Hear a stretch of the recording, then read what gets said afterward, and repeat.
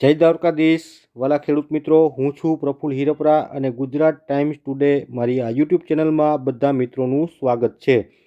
તો ધાણાના ભાવમાં મોટી અફડાતફડી જોવા મળી છે। બજાર ઉચકાતા મોટા નફાઓની તારવણીની શરૂઆત થઈ ગઈ છે। તો આપણે જોશું કે આ વર્ષે ખેડૂતો ફાવશે કે વેપારી। તો વિડીયોને પૂરો જોતા રહેજો। ધાણાની શું ભાવમાં હલચલ રહી છે, આંતરરાષ્ટ્રીય માર્કેટમાં શું છે માહોલ, સંપૂર્ણ વાત વિડીયોમાં કરીશું। તો છેલ્લા 3 વર્ષથી સતત ધાણામાં માર ખાતા ખેડૂતો માટે ખુશખબર છે। ધાણાના ભાવમાં મોટો વધારો જોવા મળ્યો છે। સટ્ટાકીય તેજી જોવા મળી રહી છે।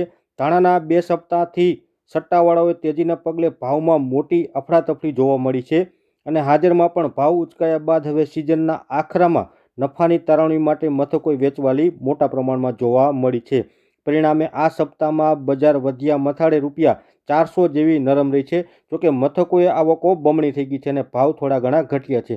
તો મધ્યપ્રદેશના બધા મથકોએ મળીને કુલ આવક 20,000 ગુણી સુધીની થઈ ગઈ છે। ત્યાં એવરેજના ભાવ પ્રતિ ક્વિન્ટલ ₹9,000 થી 9,200, મીડિયમના 95 થી 14,000 અને A1 ગ્રીનના ₹19,000 થી 20,000ના મથાળે વેપાર રહ્યા છે। તો રાજસ્થાનના બધા મથકોની આવક 12,000 ગુણીની રહી છે। ત્યાં એવરેજ ધાણાના ભાવ 9,000 થી 9,200, મીડિયમના 95 થી 12,000 અને ગ્રીનના સુપરના 14,500ના મથાળે જોવા મળ્યા છે। તો ગુજરાતમાં આવક 8,000 ગુણીની રહી છે।